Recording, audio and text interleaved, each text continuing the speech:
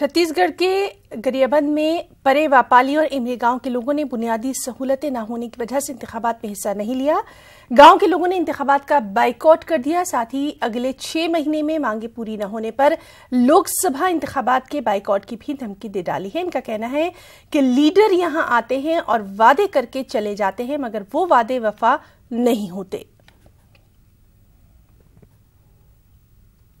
समस्या हमारा पहले इंदिरा गांव से अमली तक प्रधानमंत्री रास्ता योजना सड़क निर्माण का मांग करके हम थक गया।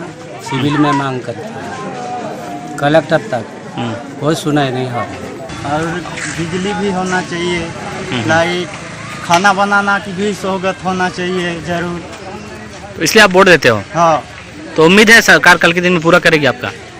पूरा करेंगे तो अब देंगे, नहीं तो नहीं देंगे। नहीं है उनके ऊपर, ना अधिकारी के ऊपर भरोसा है, ना नेता के ऊपर भरोसा है, ना किसी के ऊपर भरोसा है।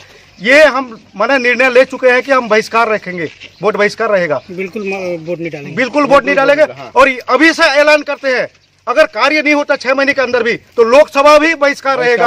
लोकसभा बहिष्कार रहेगा। जैसे कि अपन मांग पूरा नहीं होगा, सब इसी नाम से अपन वोट बहिष्कार ही रहेगा। नहीं देंगे वोट। और यदि आप लोग का मांग पूरा नहीं होता आने वाले चुनाव में वोट देंगे? नहीं देंगे सर, मांग जैसे पूरा नहीं होता तक अपन वोट बहिष्कार ही रहेगा।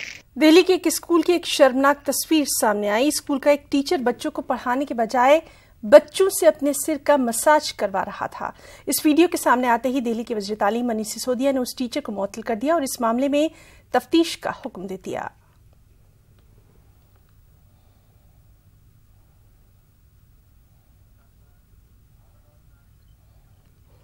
मुल्क में हिंदुओं और मुसलमानों को तकसीम करने की सियासत जारी है, लेकिन गाजियाबाद के डासना में फिरक़ेवाराना हम आहंगी की एक शानदार मिसाल देखने को मिली।